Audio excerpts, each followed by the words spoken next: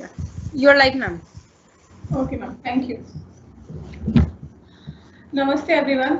आज हमारी क्लास शुरू होने जा रही है फिर से, हिंदी गद्य का विकास।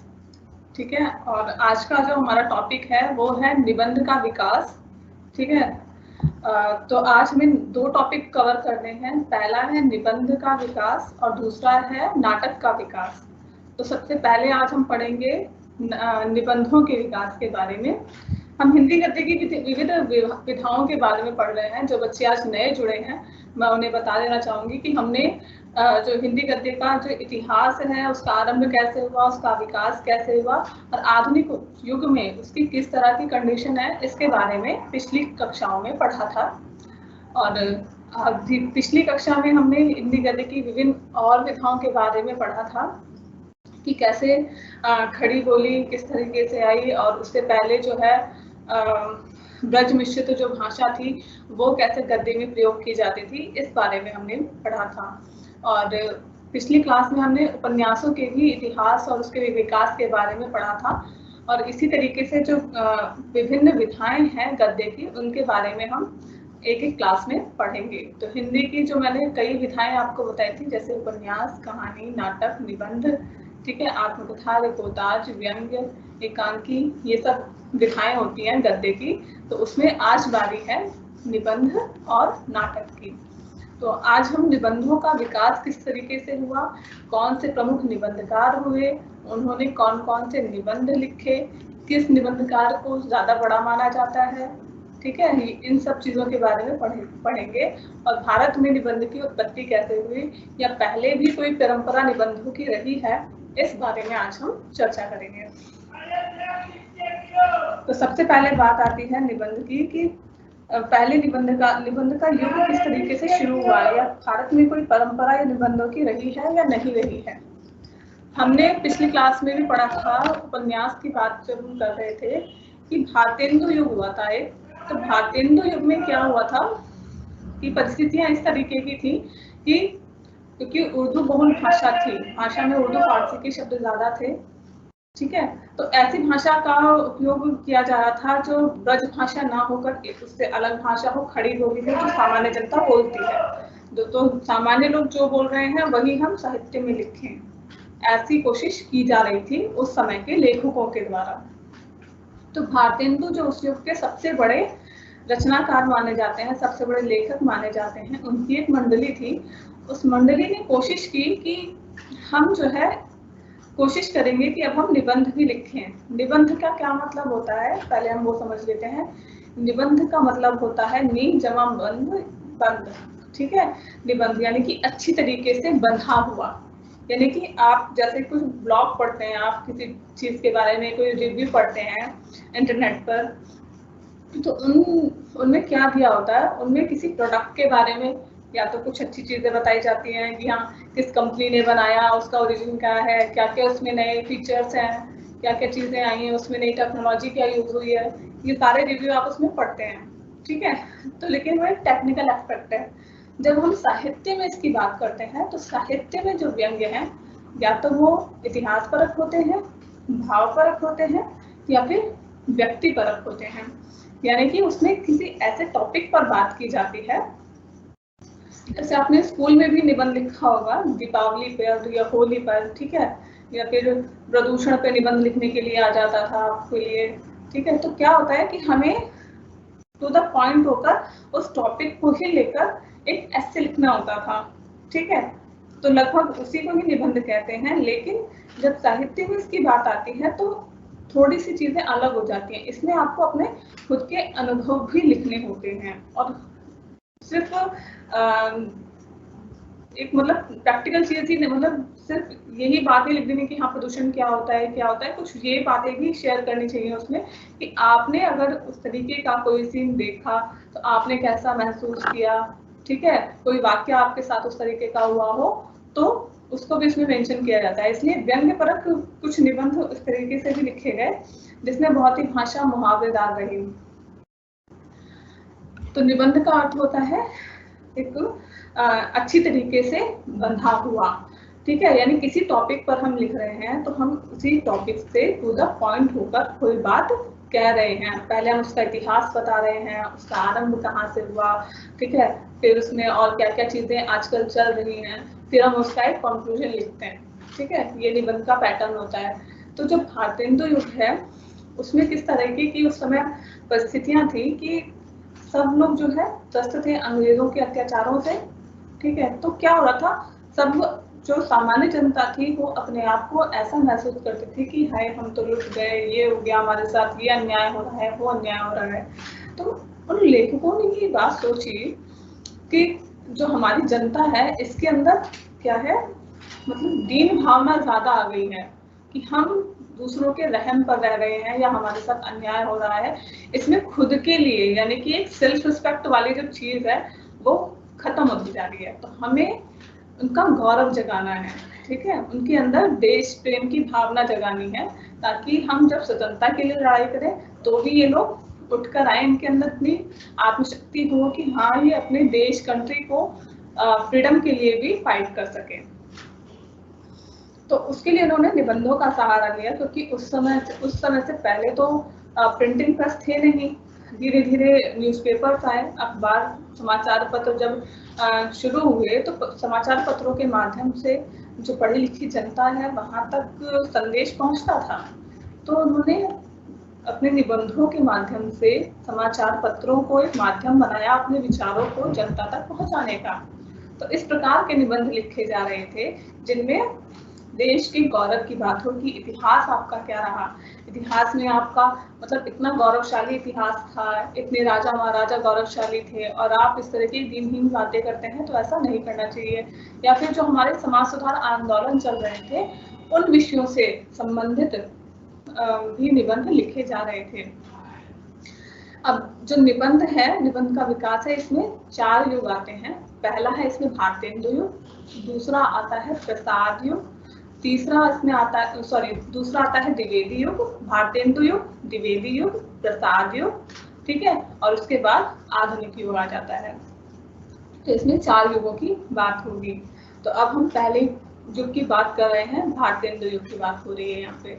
तो भारतेंदु युग का काल और वातावरण मैंने आपको बता दिया है। इसमें जो प्रमुख जो निबंधकार हुए उनके नाम मैं बता रही हूँ यहाँ पे। उसमें उस युग में सबसे पहले हुए भारतेंदु हरिश्चंद्र, बालकृष्ण भट्ट, प्रताप नारायण मिश्र, बद्री नारायण चौधरी, प्रेमधन उनका टाइटल था, बाल मुकुंद गुप्त, राधा चरण गोस्वामी। ये जो है प्रमुख निबंधकार हुए उस समय के भारतेंदु युग के। तो सबसे पहले हम चर्चा कर रहे हैं भारतेंदु हरिश्चंद्र की। भारतेंदु जी ने किस तरीके के निबंध लिखे, तो उन्होंने काश्मीर कुसुम, उदयपुरोदय, कालचक्र, बादशाह दर्पण, ठीक है, इस तरीके के ऐतिहासिक जो है निबंध लिखे, ऐतिहासिक विषयों को लेकर लिखे। वैद्यनाथ धाम, हरिद्वार, सरयूपाती यात्रा, विवरणात्मक निबंध लिखे, जैसे आजकल आप ब्लॉग देखते हैं, मतलब टूर वाले जो ब्लॉग्स होते हैं, तो उस तरह उन्होंने निबंध लिख दिए, ठीक है। कंकड़ स्रोत, इन्होंने एक व्यंग्यपूर्ण, जैसे आप मीम्स कहते हैं ना, तो उस तरह के निबंध उन्होंने लिखे, ठीक है। मैं कोरिलेट कर रही हूँ कि आप कोरिलेट कर पाए, इसलिए मैं एक एग्जांपल भी आपको देती जा रही हूँ, ठीक है। और उन्होंने निबंध लिखा नाटक, वैष्णवता और भारतवर्ष, ये विचारात्मक निबंध लिखे कि नाटक के विषय में वो क्या सोचता है, नाटक क्या होता है, कैसे लिखना चाहिए, ये सब। वैष्णवता और भारतवर्ष, की भारत में जो वैष्णव धर्म है या वैष्णव लोग हैं उनके क्या आचार विचार हैं, किस तरह उनमें विभिन्नता है, किस तरह उनमें एकता है, ये सारा विचार उन्होंने निबंध के माध्यम से जनता तक पहुंचाया। तो फिर बात आती है भारतेंदु जो है वो अपने सबसे सफल हुए व्यंग्यात्मक निबंधों में, जिनमें जो सबसे ज्यादा फेमस निबंध है व्यंग्यात्मक निबंध, यानी जो जिसमें व्यंग्य करते हैं, वो किसी चीज का एक कहते हैं ना मीम जो आप पढ़ते हैं देखते हैं, ठीक है, मोबाइल में ज्यादातर जो इंस्टा वगैरह पे, तो एक उनमें कुछ ऐसी बात होती है, निबंध वो होता है, तो उसमें भाषा बहुत मुहावरेदार होती है और इस तरह बात होती है कि आप अपनी बात कह भी दो और सामने वाले को बुरा भी ना लगे, ठीक है, यही होता है। तो जो मुख्य उनके व्यंग्यात्मक निबंध थे उनके नाम है लेवी प्राण लेवी, स्वर्ग में विचार सभा का अधिवेशन, पांचवी पैगंबर, अंग्रेज स्रोत, कंकड़ स्रोत आदि, ठीक है। इसके अलावा जो इनकी जो भाषा थी निबंधों की, वो किस तरीके की भाषा थी। इनकी निबंधों की जो भाषा थी वो स्वच्छ थी, श्लेषपूर्ण थी, कहीं उर्दू की शैली का प्रयोग था, ठीक है। भाव और विचार अपने युग के अनुकूल थे। तो जब भी हम निबंधों की बात करेंगे, जब आपको आंसर लिखने के लिए आएगा, आपको लिखना इसी तरीके से है कि आप जो निबंधकार है उसका नाम लिखेंगे, ये ठीक है, कि इस युग में इस नाम के निबंधकार हुए, इन्होंने ये फेमस निबंध लिखे, ठीक है, और उस निबंधों की भाषा किस तरीके की थी और उसकी शैली किस तरीके की थी। हर पैराग्राफ में इसी तरीके से लिखते जाना है आपको।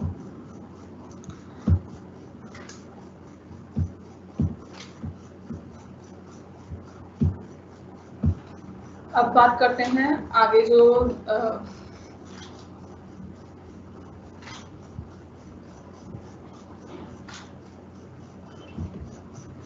इसके बाद जो हमारे निबंधकार हुए प्रमुख, वो थे बालकृष्ण भट्ट जी। बालकृष्ण भट्ट ने किस तरीके के निबंध लिखे? उन्होंने ज्यादातर व्यंग्यात्मक निबंध लिखे और खासकर अंग्रेजों के ऊपर व्यंग करते हुए निबंध लिखे। इनकी भाषा जो है बहुत पकड़ तरीके की थी, यानी कि जो इस युग के लेखक थे खासकर, वो किसी से डरते नहीं थे, यानी कि उन्हें ये डर नहीं था कि पुलिस हमें पकड़ लेगी या फिर हमारी जो हम निबंध लिख रहे हैं, हमारी बुक पब्लिश होगी तो वो कोई जब्त कर लेगा। उनको इस चीज से कोई डर नहीं था। उन्होंने अपने तरीके से हर विषय पर लिखा, ठीक है, अपनी भाषा शैली, चाहे मुहावरेदार चुटीली भाषा हो, ठीक है, चाहे किसी को वो कितना भी लगे, कहते हैं ना कोई बात कह दी और उसे लग गई, तो उस तरीके की भाषा का भी उन्होंने प्रयोग किया और डरे नहीं किसी से, इस तरीके की भाषा का प्रयोग किया। बालकृष्ण भट्ट के जो ज्यादातर फेमस जो निबंध हैं उनका नाम है मेला ठेला, आत्मनिर्भरता, कल्पना शक्ति, तर्क विश्वास, ठीक है, इंग्लिश पढ़े तो बाबू होए, ठीक है, रोटी तो कमा के खाए किसी भांति। तो ये सब इस तरीके के टॉपिक वो रखते थे। क्यों? क्योंकि समाज में उस समय समाज सुधार का भी समय था, तो समाज को सुधारने के लिए ऐसे विषयों पर भी चर्चा होती थी, जैसे आत्मनिर्भरता। आत्मनिर्भरता उन्होंने निबंध लिखा। इस निबंध की क्या विशेषता थी कि जो प्रत्येक व्यक्ति है भारतवर्ष का, वो चाहते थे भारत का प्रत्येक व्यक्ति आत्मनिर्भर हो, वो किसी के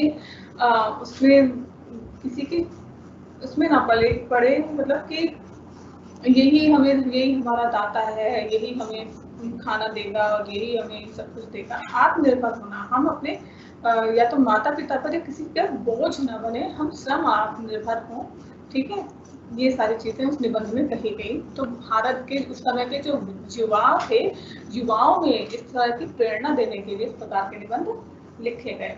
अगला नाम इसमें आता है प्रताप नारायण मिश्र का, ठीक है, प्रताप नारायण मिश्र का नाम इसमें आता है।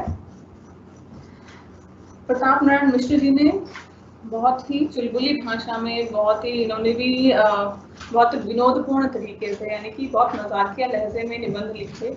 और इनके निबंधों के जो विषय थे वो थे, सुनिए आप, इनके विषय बहुत फेमस हैं। इन्होंने नाक पर लिखा, भौं पर लिखा, भौं यानी कि ये, और वृद्ध, दांत, पेट, ठीक है, इस विषयों पर उन्होंने लिखा। और उसमें देश प्रेम का, समाज सुधार का, ठीक है, स्वाभिमान का, आत्मगौरव का संदेश दिया। तो आपको बहुत अजीब लगता होगा कि नाक पे कोई कैसे निबंध लिख सकता है। नाक में आप क्या विवरण देंगे अगर आप ऐसे लिखेंगे कोई कि नाक ऐसी होती है, इस शेप की होती है, इस शेप की होती है। उनका तरीका क्या था नाक पे निबंध लिखने का? उन्होंने ऐसी एक शैली अपनाई कि बड़े बड़े जो अफसर थे उन पर भी व्यंग्य करना था, या जो बड़े उस समय के धनवान व्यक्ति थे उन पर व्यंग्य करना था, जो कि जनता पर ध्यान नहीं देते थे, ठीक है, कि वो फलाना व्यक्ति है, उसकी बहुत ऊंची नाक है। आज भी हम कह देते हैं, आपने घरों में सुना होगा कि उसकी नाक बहुत ऊंची है और वो बंदा ऐसा है। तो इस तरीके के विषय उन्होंने लिखे। फिर अगला नाम आता है बालमुकुंद गुप्त जी का। वो बहुत, बालमुकुंद गुप्त जी का सबसे फेमस जो निबंध है वो है शिव शंभू के चिट्ठे। उस समय जितने भी वायसराय हुए भारत में, अंग्रेजों की तरफ से वायसराय बनाए जाते थे, तो उनके ऊपर वो निबंध उन्होंने लिखे, जो कि बहुत ज्यादा फेमस है। राधा सुदन गोस्वामी ने भी बहुत अच्छे निबंध लिखे। उन्होंने यमपुर की यात्रा एक निबंध लिखा जो बहुत फेमस हुआ, जिसमें धार्मिक अंधविश्वास का बहुत मजाक उड़ाया गया कि जो माना जाता है जो हिंदू धर्म में कि मर जाते हैं तो ये जमराज जो है ले जाते हैं, स्वर्ग ले जाते हैं, नर्क ले जाते हैं, स्वर्ग में ये चीजें मिलती हैं, नर्क में ये चीजें मिलती हैं। इस तरीके का जो कॉन्सेप्ट बना हुआ है भारतीय जनता के जहन में, उसे जंग के तरीके से उन्होंने प्रस्तुत किया है कि जो उनका ये कहने का अर्थ इसका ये रहा कि जो जनता है वो स्वर्ग नरक के चक्कर में ना पड़कर अपने कर्मों पर ध्यान दे। ठीक है, यानी कि इनका भी उद्देश्य जो पर्पस था वो यही था कि समाज सुधरे। इसके बाद आता है द्विवेदी युग। द्विवेदी युग में मेरी आवाज सभी को आ रही होगी ना? आज फिर अब बात तक करते हैं दूसरा युग जो आ गया वो है द्विवेदी युग। द्विवेदी युग में भारतेंदु युग के बाद आता है द्विवेदी युग। द्विवेदी युग में जो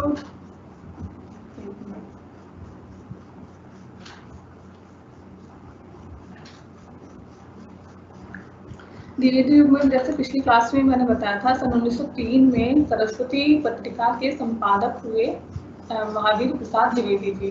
तो महावीर प्रसाद द्विवेदी जी के नाम पर इस युग का नाम द्विवेदी युग पड़ गया। इस युग में पहले तो इन्होंने कोशिश की कि जितने भी अच्छे राइटर हैं उस समय के, कोशिश की जाए कि उन राइटर्स की जो भाषा है उसको सुधारा जाए।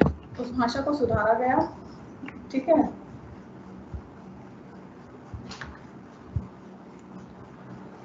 अब भारतेंदु युग में भाषा में इतनी प्रौढ़ता नहीं थी, यानी कि क्या था, भाषा में बहुत चर्चनपन था। एक रस मतलब एक जैसी भाषा लेखकों की नहीं थी। वाल्मीकि को किसी तरीके की भाषा लिख रहे हैं, प्रताप नारायण मिश्र दूसरी तरीके की भाषा लिख रहे हैं। ठीक है, एक भाषा की एक रूपता की कमी थी। तो उन्होंने द्विवेदी जी ने भाषा की एक रूपता लाने का विशेष कार्य किया। महावीर जी पर, द्विवेदी पर अंग्रेजी के एक लेखक हुए थे बेकन। बेकन जो है अंग्रेजी साहित्य में निबंध के सबसे पहले निबंधकार माने जाते हैं। ठीक है, तो उनके निबंधों का प्रभाव जो है द्विवेदी जी पर पड़ा। द्विवेदी जी ने बेकन के जो अंग्रेजी निबंध थे उनका हिंदी में अनुवाद भी किया, ताकि अन्य जो वर्ग है उन तक पहुंचे ये बात की, मतलब निबंध किस तरीके की विधा है और किस प्रकार के निबंध लिखने चाहिए। तो द्विवेदी जी ने जो निबंध लिखे, उन्होंने एक निबंध लिखा था किंकर्तव्य नाम का, जिसमें लिखा कि कविता लिखने में व्याकरण के नियमों की अवहेलना नहीं करनी चाहिए। शुद्ध भाषा का जितना मान होता है अशुद्ध का नहीं होता। जहाँ तक संभव हो शब्दों का मूल रूप न बिगाड़ना चाहिए। मुहावरे का विचार रखना चाहिए। इस अवतरण से ठीक है, तो इन्होंने क्या इसमें किया, इसमें उन्होंने एक तरह से इंस्ट्रक्शंस दिए जो उस समय के लेखक थे उनको इंस्ट्रक्ट कर रहे हैं कि आप जो भाषा निबंधों की या किसी भी चीज की लिख रहे हैं तो भाषा आपको व्याकरण के अनुकूल रखनी है, अशुद्ध का भाषा का प्रयोग नहीं करना और शब्दों की मूल रूप को नहीं बिगाड़ना चाहिए। ठीक है, भाषा संबंधी विचार उन्होंने रखे थे। और उनके जो और फेमस जो निबंध हुए वो थे कवि और कविता, प्रतिभा, साहित्य की महत्ता। ठीक है, लोभ और क्रोध क्या है, ये हमारे ये मनुष्य की प्रवृत्तियां हैं। इस पर भी उन्होंने, क्रोध क्या है, क्रोध एक प्रवृत्ति है, कहते हैं ना मनुष्य की प्रवृत्ति बहुत क्रोध करने की है। तो उन्होंने मनुष्य की प्रवृत्तियों पर भी निबंध लिखे। तो किसी भी विषय पर निबंध लिखे जा सकते हैं और उसमें हम अपने जो व्यक्तिगत जो हमारा अनुभव होता है उसे भी व्यक्त करते हैं। इसके अलावा अध्यापक पूर्ण सिंह हैं। अध्यापक पूर्ण सिंह ने भी बहुत अच्छे निबंध लिखे। हालांकि 3 निबंध ही इनके फेमस हैं, वो है मजदूरी और प्रेम, आचरण की सभ्यता और सच्ची वीरता। तो इनकी भाषा को सबसे ज्यादा मंची हुई भाषा समझा गया। इन्होंने बहुत साधारण शब्दों में, ठीक है, बहुत जो आप कहते हो ना, कई बार कहते हो आप कि बहुत बुकिश लैंग्वेज हो गई, ठीक है, समझ में नहीं आती है, बहुत टफ होती है लैंग्वेज। तो आप अगर इनके निबंध कभी पढ़ोगे अध्यापक पूर्ण सिंह के, तो इनके निबंध की लैंग्वेज बहुत ही सिंपल होती है लैंग्वेज। ठीक है, तो उन्होंने बहुत ही सहज साधारण भाषा का प्रयोग किया, बहुत मुहावरेदार भाषा का प्रयोग उन्होंने नहीं किया, बहुत साधारण शब्दों में अपनी बात कही है।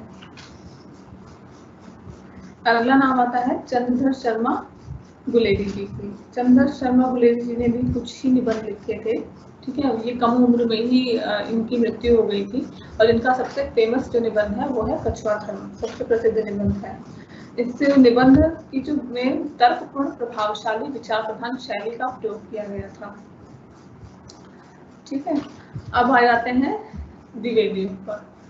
द्विवेदी युग में, द्विवेदी युग को हिंदी साहित्य का प्रसाद युग, उसके बाद अब ये हो गया द्विवेदी युग का अंत। मैंने प्रमुख कवि निबंधकार बता दिए, उनके निबंधों का के बारे में आपको सामान्य परिचय दे दिया। 2 युग कंप्लीट हो गए, भारतेंदु युग और भारतेंदु युग और द्विवेदी युग। हाँ, अब तीसरा आता है प्रसाद युग। प्रसाद युग में कौन कौन से प्रमुख निबंधकार हुए? प्रसाद युग में जो अन्य साहित्य की विधाएं थी उनका भी बहुत और आगे विकास हुआ, क्योंकि द्विवेदी युग में भाषा एक जैसी हो गई, ठीक है। एक मानक रख दिया, एक स्टैंडर्ड रख दिया कि भाई ये स्टैंडर्ड लैंग्वेज है, कोई ऐसे लिखना है तो ऐसे ही शब्दों का प्रयोग करना है। मतलब स्टाइल आप कुछ भी रखो, लेकिन जो वर्ड्स होंगे वो ऐसे ही होंगे, आपको इससे अलग वर्ड नहीं लिखना। अगर कोई सेंटेंस है कि राम काम करता है तो काम करता ही लिखना है, ये नहीं लिखना कि वो काम करतो है, तो ब्रज भाषा में नहीं लिखना है, उसे हिंदी में आपको काम करता है ही लिखना है। ये एक स्टैंडर्ड बना दिया गया उस समय।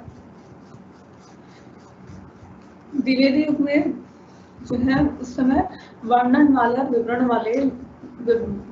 विवरण प्रधान निबंध ज्यादा लिखे गए, यानी कि डिस्क्रिप्टिव टाइप जो ऐसे हैं वो ज्यादा लिखे गए, और साथ ही मनोवैज्ञानिक निबंध भी लिखे गए।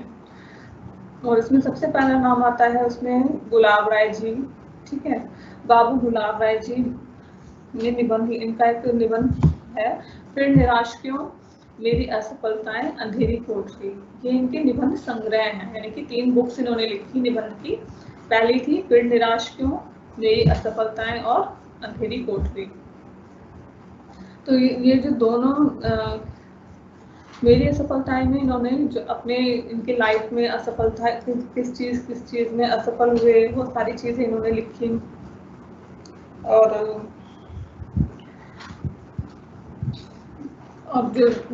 जो 2 अन्य संग्रह थे, मेरी फिर निराश क्यों और अंधेरी कोठरी, उन्होंने समाज पर विचार करते हुए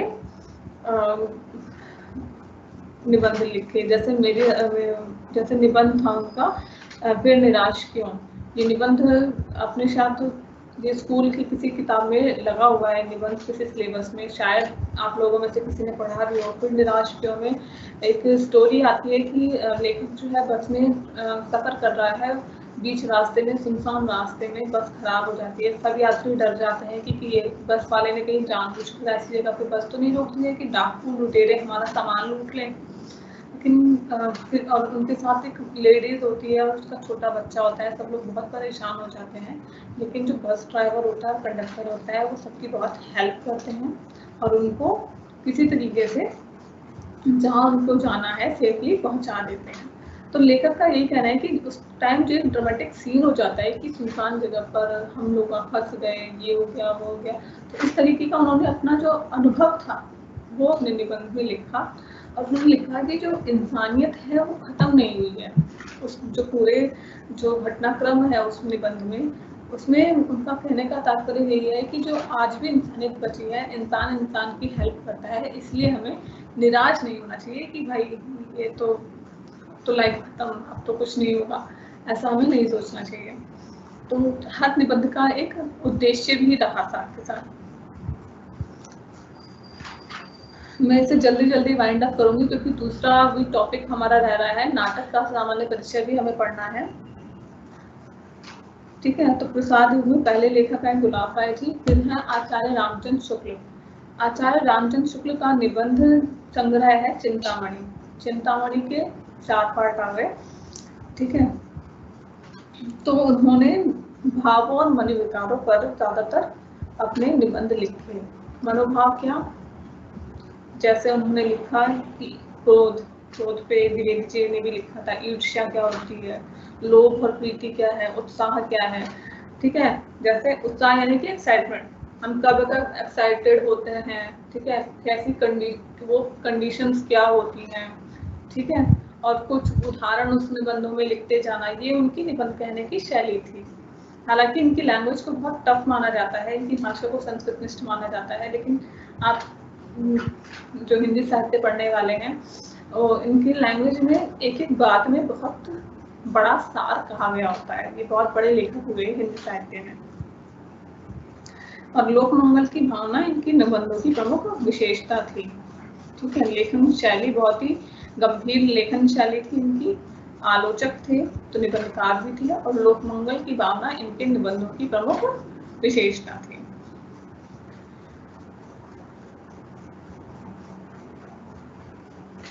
महादेवी वर्मा, सूर्यकांत त्रिपाठी निराला, ठीक है, इन लोगों ने भी निबंध लिखे। माखनलाल चतुर्वेदी जी ने भी निबंध लिखे। इनका निबंध थे युग और कला, साहित्य देवता, रंगों की बोली, ठीक है, इन सारे विषयों पर इन्होंने लिखा। इसके बाद आधुनिक युग आ जाता है। आधुनिक युग में जो प्रगतिवादी निबंध साहित्य लिखा गया आधुनिक युग में, इसमें सबसे पहला नाम आता है यशपाल का।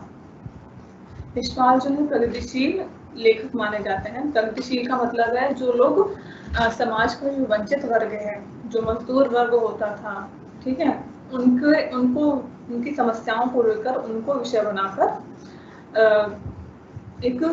विषय बनाकर निबंध लिखना। जैसे उन्होंने निबंध संग्रह लिखे, चक्कर क्लब, न्याय का संघर्ष, देखा सोचा समझा, बात बात में राम राज्य की कथा, इस तरीके के निबंध उन्होंने लिखे। ज्ञानेंद्र का नाम आता है, उन्होंने मनोवैज्ञानिक ज्यादा निबंध लिखे, मनोवैज्ञानिक लेखक थे।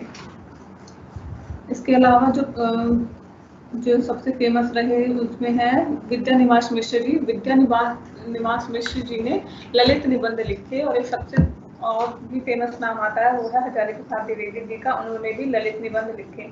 ललित निबंध का अर्थ क्या होता है? मैंने आपको बताया कि ऐतिहासिक निबंध लिखे गए, विवरणात्मक निबंध लिखे गए, व्यंग्यपूर्ण निबंध लिखे गए, इसी क्रम में ललित पूर्ण निबंध भी लिखे गए। ललित पूर्ण निबंध में क्या होता था कि ये किसी का मजाक नहीं उड़ा रहे, ठीक है, ये उसका इतिहास भी बताएंगे, ठीक है, उससे अपनी कोई कोरिलेट करती हुई कोई घटना भी बताएंगे निबंध में, और समाज का उस पर क्या इम्पैक्ट पड़ता है वो चीज भी अपने निबंध में वो रखते थे। तो इस तरह के इनके जो निबंध थे वो ललित निबंध इसलिए कहलाए, ठीक है। और विद्यानिवास मिश्र जी प्रमुख नाम है। उनके 3 संग्रह है, चितवन की छाह, कदम्ब फूल डाल तथा तुम प्रभु जी तुम चंदन हम पानी, ये इन्होंने निबंध संग्रह लिखी। इसके अलावा जो और नाम है फेमस आधुनिक युग में वो है प्रभाकर माचवे, नामवर सिंह, हरिशंकर देसाई, शरद जोशी, नामवर सिंह, ठीक है। नामवर सिंह जी का निबंध संग्रह है बकलम खुद। तो ये तो हमारी निबंधों की परंपरा रही, बहुत ही समृद्ध रही, ठीक है। लेकिन नामवर सिंह जी के बाद या फिर शरद जोशी जी के बाद अभी जो कहते हैं कि जो जंग यानी कि जो साहित्य की युवा पीढ़ी है, इसमें अभी कोई प्रमुख निबंधकार अभी और फेमस नहीं हुआ है। एक लिमिटेड तक ही, इसका मतलब आपको सिलेबस में है वहीं तक आपको लर्न करना है। तो ये हो गया आपका निबंध का सामान्य परिचय।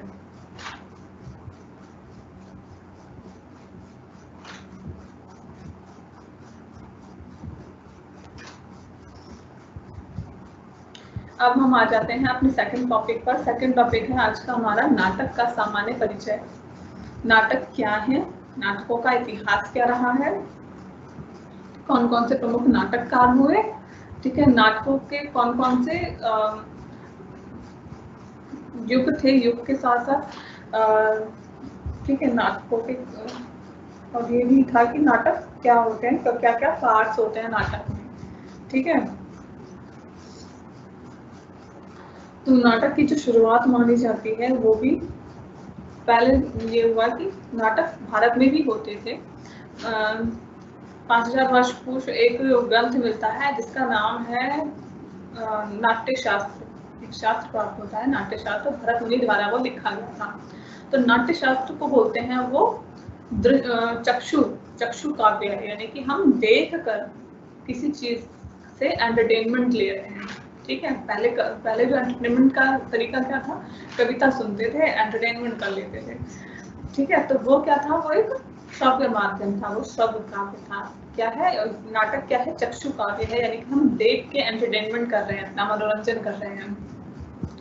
तो जो भरत मुनि हुए उन्होंने नाट्य शास्त्र लिखा।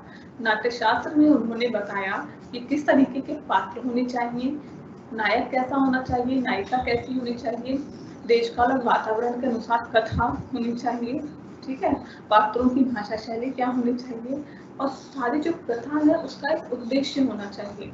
ये सारी बातें उन्होंने अपने नाट्य शास्त्र में लिखी है ना। क्या शास्त्र पढ़े हैं आपने, तो एक शास्त्र लिख दिया उन्होंने, एक साहित्य की एक विधा पर उन्होंने पूरा शास्त्र लिख दिया। तो हम उतना डीपली नहीं जाएंगे क्योंकि आपको उतना डीपली नहीं लिखना है। ठीक है, आपको सामान्य तरीके से लिखना है क्योंकि आपको मेनली बीकॉम के स्टूडेंट हो, बहुत डीपली आपको नहीं जाना है, तो इसलिए आपको बहुत लाइट वर्जन जो आपको एग्जाम में लिखना है उस तरीके से ही पढ़ा रही हूँ। और ठीक है, मैं एसएल की बुक से ही आपको एग्जाम्पल दे रही हूँ। ठीक है, और कोई सी बुक नहीं है, बार बार स्टूडेंट पूछ रहे हैं। हम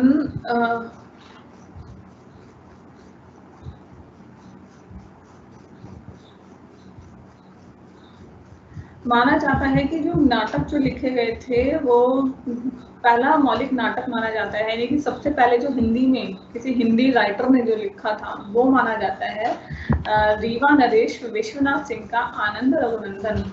ठीक है, इसमें राम जी की कथा होगी, जैसे नाम से लग रहा है, आनंद रघुनंदन। ठीक है, जो सन 1700 के आसपास लिखा गया, लेकिन ये इसमें ब्रजभाषा का भी प्रयोग हुआ था। ये लगभग बात, ठीक है, ब्रजभाषा के भी प्रयोग हुआ था। उसके बाद जो है, जो पश्चिम के जो नाटककार हैं वो लोग भी भारत में नाटक करते थे, क्योंकि भारत का जो उच्च वर्ग था, यानी कि जो अमीर लोग थे, वो उनको कुछ काम तो था नहीं, उनको तो एंटरटेनमेंट चाहिए। ठीक है, तो जो पश्चिम के जो नाटककार थे वो लोग यहाँ पर नाटकों का मंचन किया करते थे। ठीक है, तो वो लोग आगे थे, उनका नाटक देखते थे। जैसे गांवों में भी अलग अलग प्रांतों में नाटकों का एक, जो कि मतलब स्थानीय स्तर पर नाटकों की शैली आज भी प्रचलित है। जैसे कहीं कहीं उत्तर प्रदेश में आप देखेंगे कि नौटंकी, आपने सुना होगा कि नौटंकी होती है। नौटंकी आपने देखी, शायद बहुत ही कम लोगों को पता होगा। तो नौटंकी क्या है, नाटक की एक शैली होती है नौटंकी, जिसमें एक कैरेक्टर होता है, वो लोगों को हंसाता भी है और एक स्टोरी भी प्ले करता है। ठीक है, बाकायदा रोल करता है, और उसमें अलग अलग जो है कैरेक्टर्स होते हैं। नौटंकी वो होती है। अब तो ये कहाँ से आया, फिर भारत में जो नाटक, जो आधुनिक नाटक है, उसकी शुरुआत किस तरीके से हुई।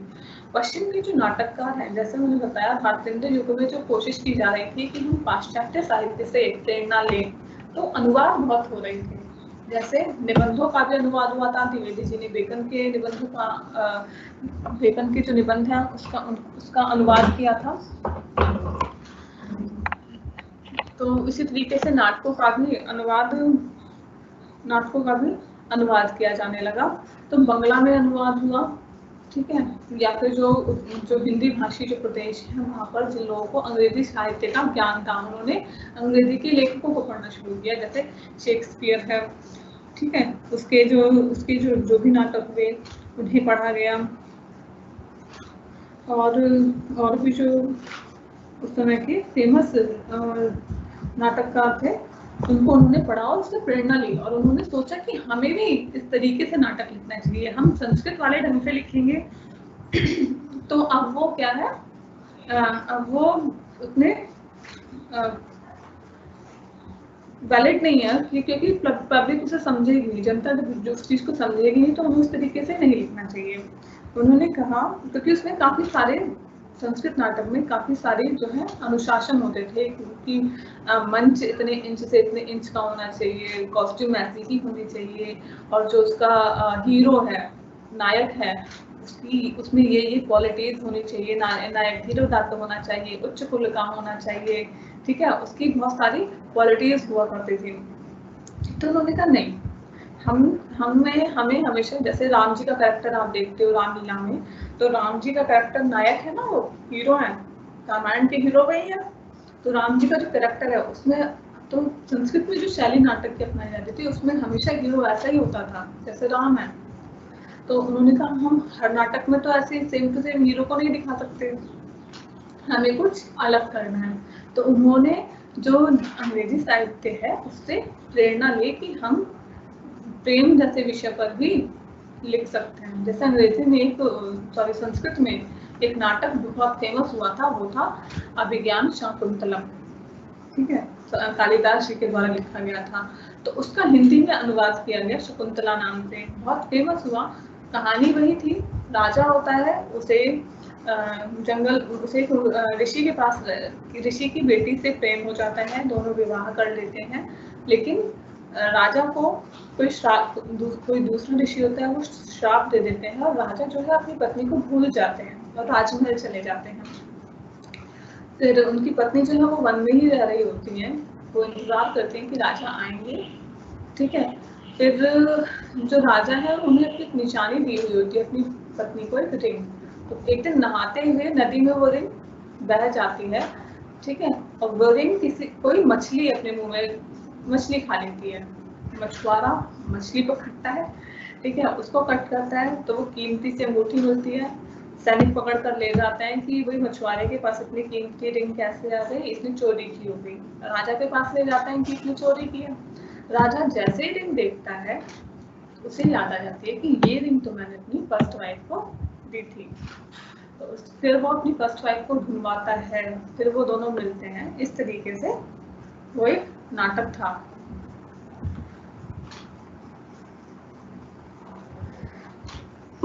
ठीक है, तो ये क्या थी, ये एक लव स्टोरी थी। तो हमारे यहाँ संस्कृत साहित्य से ही इस तरह की स्टोरीज होती थी। अब लेकिन क्या है, भारतेंदु युग तो कैसा था, अब यहाँ पे तो सब रोना गाना पीटना हो रहा है, जो है अंग्रेज अत्याचार कर रहे हैं, धर्म के नाम पर कोई उनको, भाई तुम्हारे घर में, अच्छा तुम्हारे घर में ये परेशानी हो गई, तुम्हें इसको भगवान को देना चाहिए, तुम्हें ये पूजा करानी चाहिए। धर्म के नाम पे भी उनको बहुत अंधविश्वास फैलाया जा रहा था, ठीक है। समाज सुधार करवा की भी बहुत जरूरत थी, सती प्रथा थी, बाल विवाह थी, सब चीजें थी। तो ऐसे टाइम पे अगर कोई लव स्टोरी वाले वो नाटक लिखते तो क्या पब्लिक उन्हें देखती, या पब्लिक को इससे कोई बेनिफिट होता, या कोई पब्लिक को इससे कोई भी प्रेरणा मिलती, जनता को इससे कोई सीख नहीं मिलती। तो इन्होंने भारतेंदु युग में इस तरीके के नाटक लिखे गए कि जो जनता है वो देखे और उस चीज से सबक ले, ठीक है, उस चीज से सीखे। तो भारतेंदु जी, तो इसमें पहला नाम ही आता है भारतेंदु जी का। इससे पहले पारसी नाटक कंपनियां थी,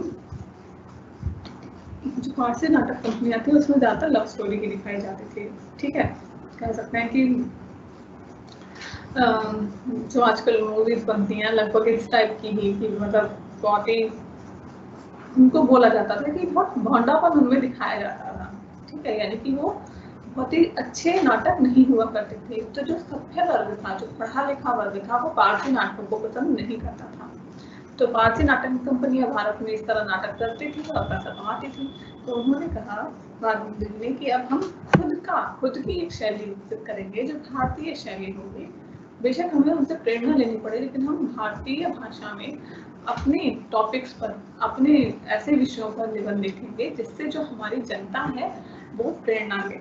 क्योंकि उनका उद्देश्य क्या था भारतेंदु का, कि हमारा समाज सुधरे, हमारे समाज में एकता बढ़े, ठीक है। तो इस अब जब हम नाटक की बात कर रहे हैं, तो जैसे निबंध में भी 4 युग थे, उसी तरीके से नाटक में भी 4 युग हैं। भारतेंदु युग, भारतेंदु युगीन नाटक, द्विवेदी युगीन नाटक, प्रसाद युगीन नाटक और प्रसादोत्तर युगीन नाटक, ठीक है, या फिर आधुनिक नाटक कह सकते हो आप। तो भारतेंदु युग में जो नाटक लिखे गए, उसका जो मुख्य जो उद्देश्य था वो था कि सामाजिक, आर्थिक और राजनीतिक जो दुर्दशा हो रही है देश की, उससे लोगों को परिचित कराना, भाई अंग्रेज यहाँ से लूट के ले जा रहे हैं पैसा, आर्थिक हमारी हानि हो रही है, धर्म के नाम पे अंधविश्वास फैलाया जा रहा है, धार्मिक हानि हो रही है, राजनीति के स्तर पे भी जो हमारा शासन है वो अंग्रेजों के हाथ में है, हमारी राजनीतिक जो है हानि हो रही है, समाज के तौर पर भी जो पैसे वाले लोग हैं उनका कैरेक्टर गिरे जा रहा है, ठीक है, या फिर वो और चीज़ों में व्यस्त हैं, वो देश की ओर ध्यान ही नहीं दे रहे हैं। तो इस तरीके की चीज़ों को सुधारना था। इसके लिए उन्होंने किस तरीके के नाटक लिखे, उन्होंने जैसे भारत दुर्दशा नाटक लिखा, अंधेर नगरी नाटक बहुत फेमस है, आप मुझे लगता है कई लोगों ने पढ़ा होगा अंधेर नगरी नाटक, जिसने पढ़ा है वो मुझे कमेंट करके बताए। तो उन्होंने ये अंधेर नगरी, भारत दुर्दशा, ठीक है, मुद्रा राक्षस, वैद्य की हिंसा, हिंसा न भक्ति, सत्य हरिश्चंद्र नाटक उन्होंने लिखा। सत्य हरिश्चंद्र नाटक में उन्होंने खुद भी प्ले किया, उस प्ले में उन्होंने खुद रोल भी किया। तो वो उन्होंने 2-3 तरीके से नाटक किए, कुछ नाटक उन्होंने खुद लिखे और प्ले किए और करवाए, कुछ नाटक उन्होंने ट्रांसलेट किए, ठीक है, अंग्रेजी से ट्रांसलेट किए, इस तरीके, ठीक है, इस तरीके के नाटक उन्होंने लिखे। जैसे एक नाटक है राधा कृष्ण दास का महाराणा प्रताप, ये एक ऐतिहासिक नाटक था। महाराणा प्रताप बहुत बड़े राजा हुए, ठीक है, तो लोगों के अंदर उनका उद्देश्य क्या था कि नाटक देख के लोगों के अंदर गौरव जगे कि हाँ हम भी ऐसे कर सकते हैं, हम भी बलशाली हैं, ठीक है। जैसे आपने बाहुबली फिल्म देखी, सभी ने देखी है मुझे लगता है, ठीक है, तो बाहुबली फिल्म देख के क्या होता है कि हाँ हीरो होता है तो ऐसे ही होता है, वो किसी से नहीं डरता है, वो सारी समस्याओं का, सारी प्रॉब्लम सॉल्व कर लेता है, ठीक है, तो क्या, ठीक है, तो इस तरीके की चीजें लोगों के अंदर उन्होंने भी ये चीजें पैदा करनी थी।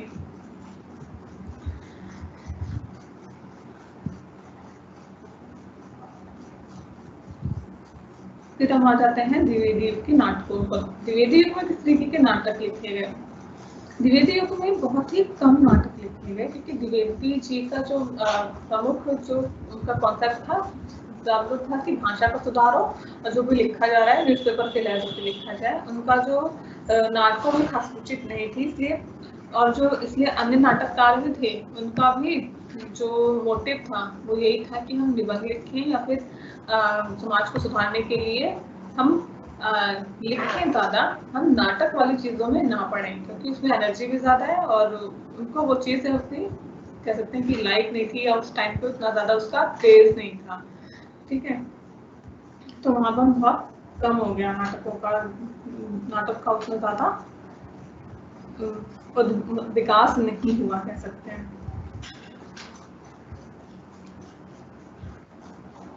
उसके बाद आता है आपका प्रसाद युग। प्रसाद युग में, ठीक है, कहते भी हैं कि भारतेंद्र युग और प्रसाद युग, यानी कि जो बीच का युग था द्विवेदी युग, उसमें कोई उल्लेखनीय नाटक नहीं मिलता है। 20 साल में कोई बहुत ही बड़ा या बहुत बढ़िया नाटककार नहीं हुआ जिसने कोई अच्छा नाटक लिखा हो, ठीक है। रंगमंच विशेष सक्रिय नहीं था, हिंदी रंगमंच, नाटक जहाँ होते हैं उसको हिंदी रंगमंच कहते हैं, हिंदी रंगमंच विशेष सक्रिय नहीं था। केवल एक नाटककार का नाम आता है, बद्रीनाथ भट्ट का, ठीक है, जिन्होंने नाटक लिखे भी, नाटक प्ले भी किया। फिर अब युग आ जाता है प्रसाद युग। प्रसाद युग में कौन कौन से नाटक लिखे गए? प्रसाद युग में जो जयशंकर प्रसाद जी हैं, उनके नाम पर इस युग का नाम है। जयशंकर प्रसाद जी के नाटक बहुत ही ज्यादा फेमस हुए और उनके नाटकों को एक स्टैंडर्ड नाटक माना जाता है। किस तरीके से स्टैंडर्ड माना जाता है कि उसमें सभी तरीके की चीजें थी। ज्यादातर उन्होंने ऐतिहासिक नाटक लिखे, लेकिन उनके जो नाटक हैं वो देश प्रेम पर आधारित थे, हमारे जनता के गौरव को जगाने वाले नाटक थे, उनमें आत्मविश्वास जगाने वाले नाटक थे। उन्होंने स्त्रियों के लिए भी, मतलब उन्होंने ऐसे ऐसे जो स्त्रियों के पात्र थे, ऐसे कैरेक्टर थे, उनका चरित्र चित्रण इस तरीके से किया कि जो स्त्रियां हैं वो भी उनसे प्रेरणा लें और वो उनके अंदर भी एक सेल्फ रिस्पेक्ट वाली भावना जो है वो जागृत हो और वो भी देश के लिए काम करें, ठीक है। उन्होंने नाटक जो लिखे, सज्जन, कल्याण परिणय, प्रायश्चित, करुणालय, राज्यश्री, जो सबसे फेमस हुआ नाटक वो था चंद्रगुप्त और ध्रुव स्वामिनी।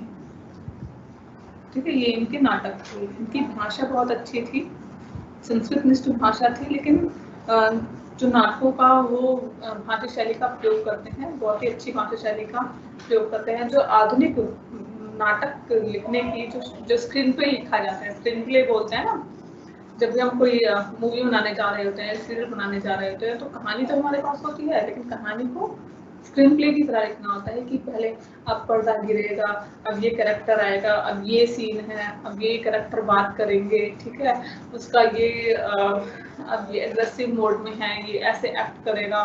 तो ये जो छोटी छोटी चीजें होती है नाटक की, ये सारी उन्होंने डीपली तरीके से अपने नाटकों में यूज करी थी, इसलिए प्रसाद के नाटकों को बहुत अच्छे नाटक माना जाता है। इसके बाद जो नाटक और नाटककार हुए, जैसे सामाजिक नाटक भी लिखे गए। विशंभर नाथ शर्मा कौशिक जी ने नाटक लिखा अत्याचार का परिणय, हिंद विधवा नाटक, ठीक है। प्रेमचंद्र जी ने भी एक नाटक लिखा था संग्राम। इस तरीके से नाटक लिखे गए। अब श्रृंगार प्रधान नाटक नहीं लिखे जाते थे, यानी कि जो रोमांटिक नाटक होते थे वो कम लिखे जाने लगे और इस तरीके के नाटक ज्यादा लिखे जाने लगे जो ऐतिहासिक होते थे या फिर जो सामाजिक होते थे।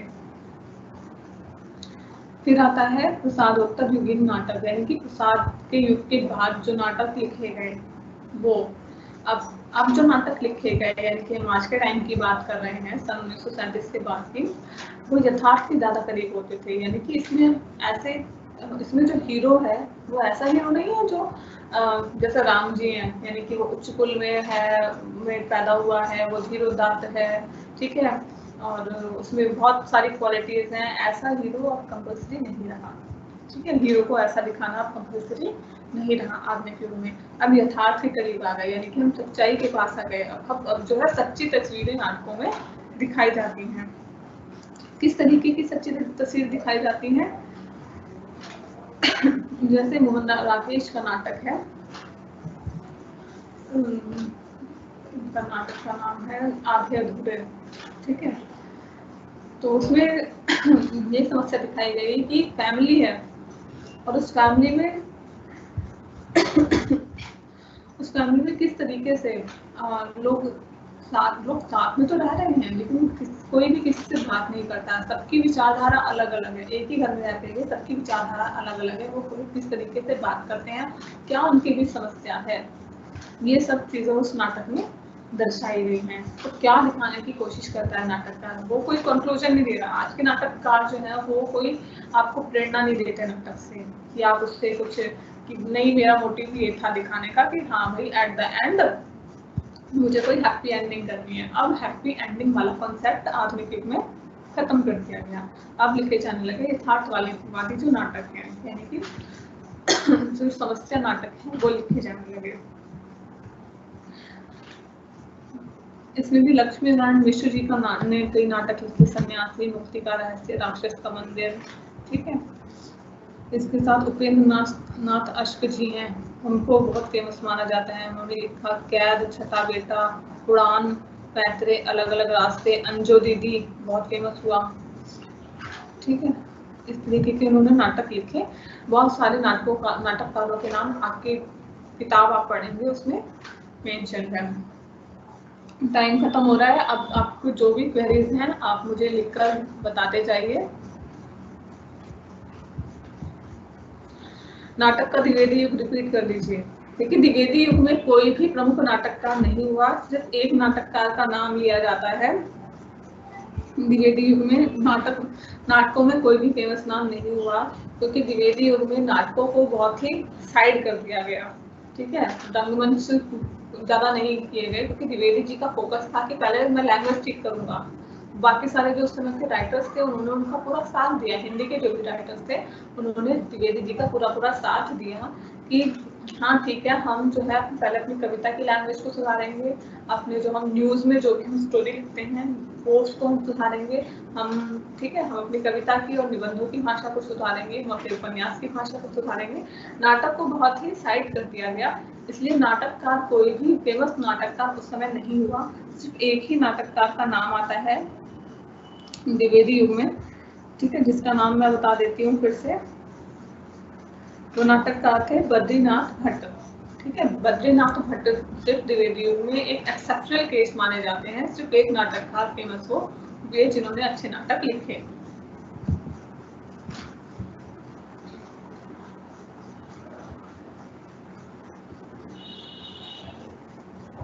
आप लोगों को व्हाट्सएप ग्रुप बना दिया गया है। जो लोग व्हाट्सएप ग्रुप में ऐड नहीं हुए हैं वो अपना नंबर यहाँ पर मुझे इसमें क्वेश्चन आंसर इसमें लिख दीजिए, मैं आपको ऐड करवा दूंगी। ठीक है,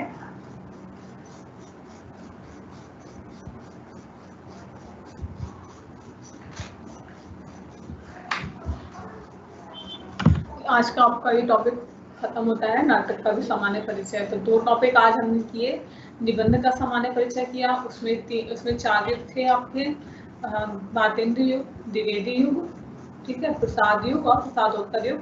नाटक में भी सेम युग आ गए, भारतेंदु युगीन नाटक, ठीक है, द्विवेदी युगीन नाटक, प्रसाद युगीन नाटक और प्रसादोत्तर युगीन नाटक। तो दोनों में 4 युग हो गए। शैली क्या होती है निबंध लिखने की? पहले हम उसका परिचय देते हैं, फिर हम उसका इतिहास बताते हैं, फिर उससे संबंधित जो भी हमें जानकारी होती है वो हम देते हैं, और फिर लास्ट में हम उसका एक कंक्लूजन दे देते हैं। ये निबंध लिखने की शैली होती है। नाटक में क्या होता है, नाटक में रचनाकार एक एक चीज देता है कि कौन सा कैरेक्टर पहले स्टेज पर आएगा, क्या डायलॉग्स बोलेगा, उसके क्या मतलब क्या एक्सप्रेशन होना चाहिए, उसका कैसी बॉडी लैंग्वेज होनी चाहिए, ये सारी चीजें नाटककार अपने नाटक में मेंशन करता है। जो नाटक जो है किस तरीके का एक कथा होनी चाहिए, पात्र होने चाहिए, पात्रों का चित्रण होना चाहिए, ठीक है, देश काल और वातावरण के अनुकूल होना चाहिए। जो भाषा है वो, जैसे अगर हम कोई ऐतिहासिक नाटक लिख रहे हैं, यानी कि महाराणा प्रताप के ऊपर नाटक लिख रहे हैं, तो उसमें अंग्रेजी शब्दों का प्रयोग नहीं हो सकता, क्योंकि उस समय अंग्रेजी नहीं बोली जाती थी। तो इसलिए जब हम वो नाटक लिखेंगे तो हम उसी समय की भाषा का उपयोग करेंगे। तो जिस तरीके का कैरेक्टर है, जिस समय का वो नाटक का वो कथा है जिस समय की, उसी समय के अनुकूल भाषा का उपयोग करेंगे।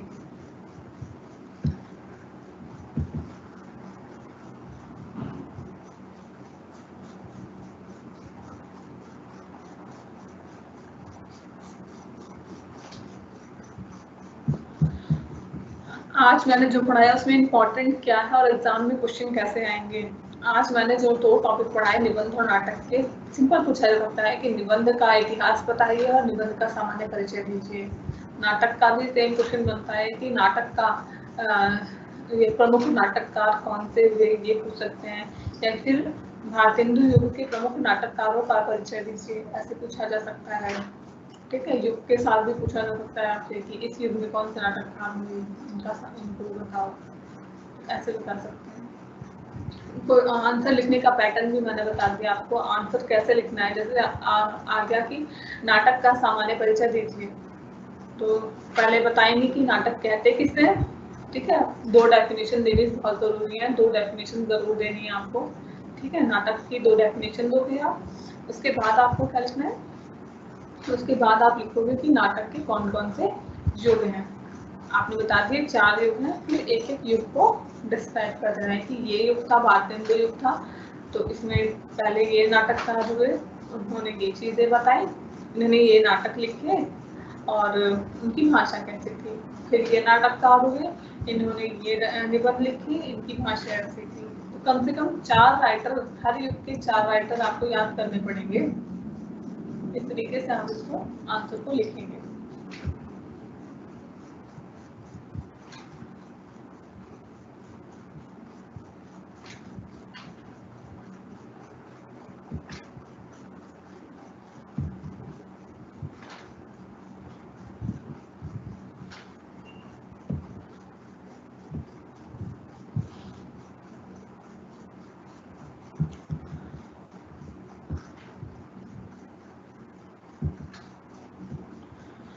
जहाँ चैट है वहाँ पे एक पब्लिश करके एक दिया गया है ऑप्शन, ठीक है, वहाँ पर मैं आपको एक लिंक दे रही हूँ व्हाट्सएप का ही। तो जो लोग ऐड नहीं हैं वो लोग उस लिंक से जाकर व्हाट्सएप ग्रुप में ऐड हो जाएंगे, ठीक है।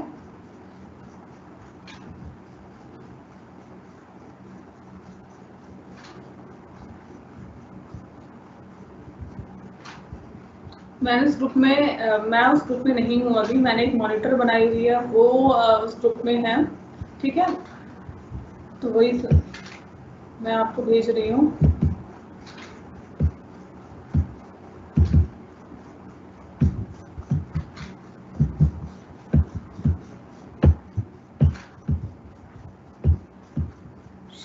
कॉपी का ऑप्शन,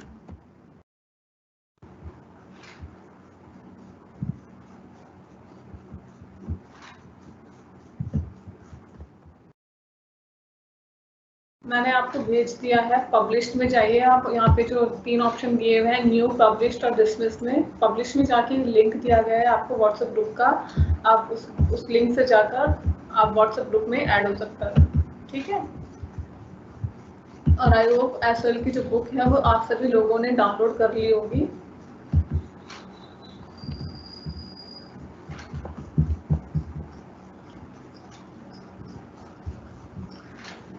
बार बार नंबर भेजने की बजाय आप पब्लिश में जाइए, जो ऑप्शन दिया हुआ है यहाँ चैट में, ठीक है, क्वेश्चन एंड आंसर में पब्लिश में जाइए और उस लिंक पर जाकर आप बुक में अपने आप ऐड हो सकते हैं।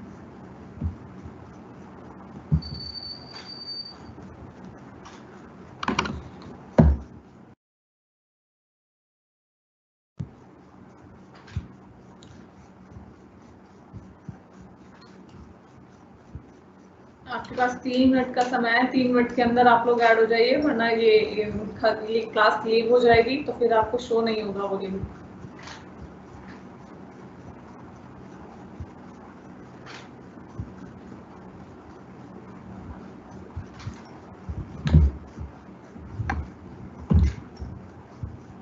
आज जो मैंने पढ़ाया है इससे जो रिलेटेड मटेरियल है, यानी कि खैर एसएल की बुक से ही पढ़ा है, तो एसएल की बुक या फिर अगर मटेरियल नहीं है, कोई भी क्वेरी है आप उससे पूछ सकते हैं।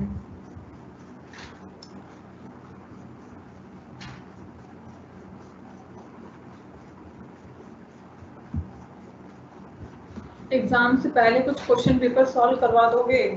एग्जाम से पहले क्वेश्चन पेपर, ठीक है, मैं ट्राई करूंगी। जो लास्ट ईयर के क्वेश्चन पेपर हैं कोशिश करूंगी, मुझे मिल जाते हैं तो मैं आपको करवा दूंगी, ठीक है, क्योंकि ऑनलाइन हुए थे एग्जाम, मिल तो आपको भी जाएंगे। प्रीवियस ईयर के जो क्वेश्चन पेपर हैं वो हमारी एसओएल की वेबसाइट पर आप जाएंगे तो वहाँ पर आपको उपलब्ध है प्रीवियस ईयर के क्वेश्चन पेपर, तो आप वहाँ से भी देख सकते हैं कि कितने मार्क्स का आपका एग्जाम हुआ था, ठीक है, और कितने टाइम का हुआ था और किस तरीके के क्वेश्चन आए थे।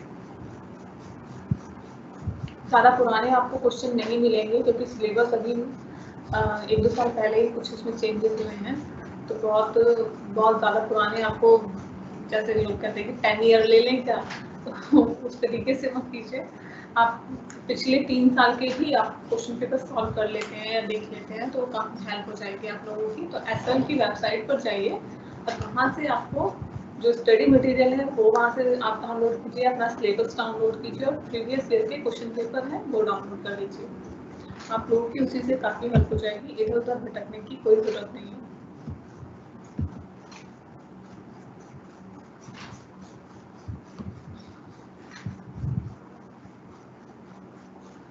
तो क्लास ओवर कर रही हूँ मैं अब, ठीक है, क्लास का टाइम हो चुका है। आई होप आज की सारी क्वेरीज जो है कंप्लीट हो चुकी होंगी और जो टॉपिक मैंने आपको पढ़ाए वो आप लोगों को अच्छी तरीके से समझ में आ गए होंगे।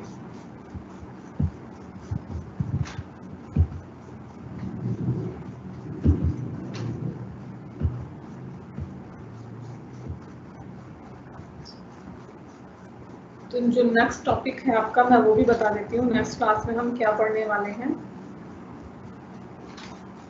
ताकि आप लोग कुछ प्रिपरेशन कर लें पहले ही। नेक्स्ट क्लास में जो हम पढ़ेंगे वो होगा कहानी का सामान्य परिचय और एकांकी का सामान्य परिचय। तो कहानी का सबसे ज़्यादा इम्पॉर्टेंट है, कहानी से तो रोज ज़्यादातर क्वेश्चन कुछ ना कुछ आता ही है, तो इसलिए नेक्स्ट क्लास प्लीज़ ना छोड़ें, ठीक है। उसका जो मटेरियल है वो भी मैं आपको प्रोवाइड करवा दूँगी, ठीक है। मैं क्लास लीव करती हूँ, बाय।